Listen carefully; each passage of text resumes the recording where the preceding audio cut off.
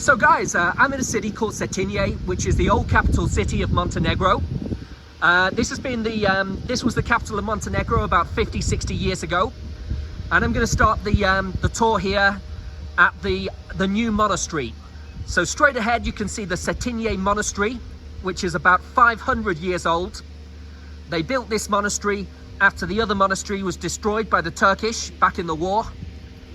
There was a 500-year war that went on with the Turkish trying to invade here, and it went on and on and on, and they were fighting with Turkish to keep their country for 500 years. So there's a lot of history, there's a lot of wars in the history of Montenegro. They've been through a lot to keep their country, and you can see the flags on the right side there of Montenegro. They're very, very proud to be Montenegrin, the people here. And King Nicola from the past is buried here at this church that you see straight ahead in the center. And on the left side here you have the Museum of Snooker, which is about 200 years old, the billiard museum. On the right side here you have the Museum of King Nicola. If you see the red building just straight ahead of you, just to the right there. And there's about 5 different museums in this city.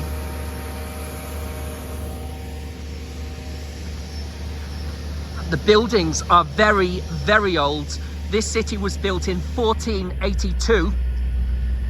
So it's one of the oldest cities in the Balkans. And it's maybe one of the oldest cities here in Montenegro. It's right up here at the top of a mountain. We're very, very high up right now.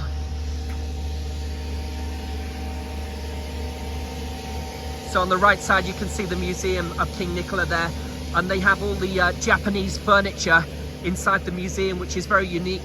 There's not many museums that have that type of stuff in the whole of Europe.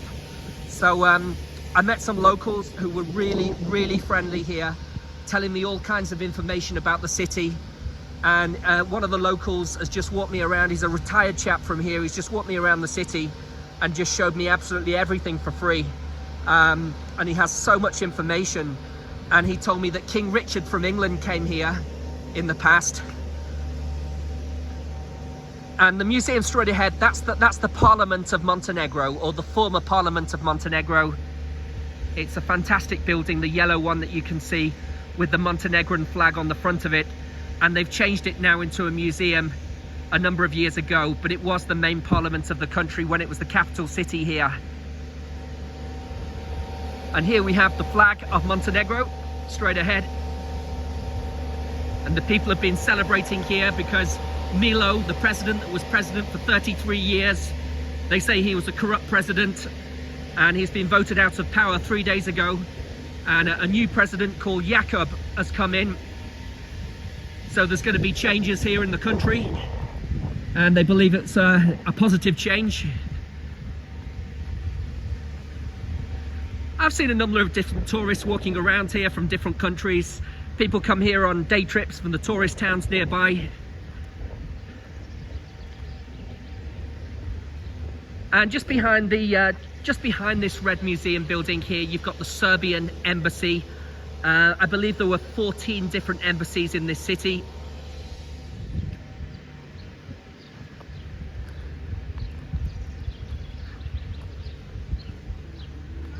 Now, Montenegro has a population of about 700,000 people, so it's not a big population in this country. It was part of Yugoslavia before, and maybe about 20 or 30 years ago, they gained independence.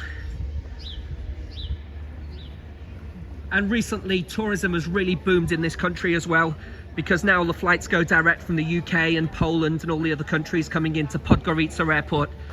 So we can see the terrace there. That's a nice place for people watching. And we're just heading onto the main street now.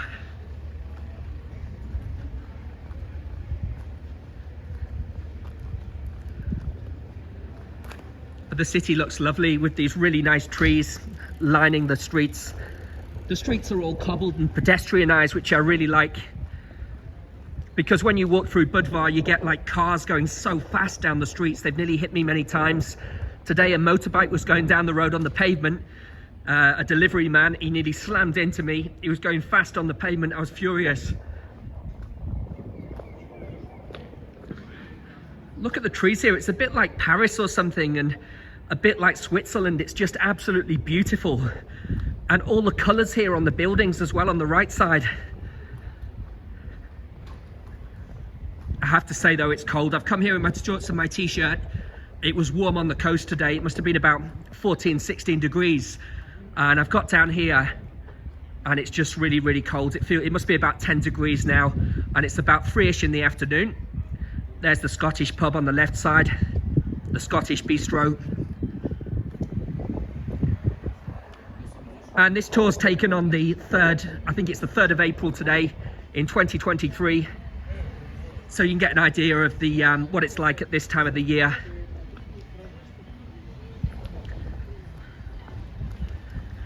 So let's swing around now. Now you can see the main street of the city. If you go further on, you turn off to the right, you get to a square. And it's lined with cafes, souvenir shops, and some bars and things. But it's not so action-packed like on the coast.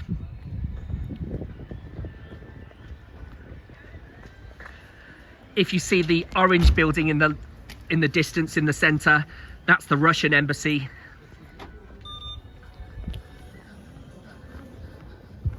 To the right side here, we have the English, the British embassy here on the right side. And the British embassy is still intact. It looks very, very nice, and there's chairs outside where you can have a look at it and you can take a coffee. They bring it to your table from the cafe just there on the right side.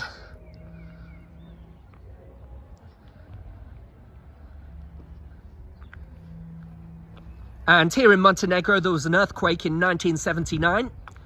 And if you have a look in the center there, that was where the American embassy was. And the American embassy was destroyed by the earthquake then in 1979. So you go straight ahead here and you can see on the left side, there is a park on the left side where you see all the trees there.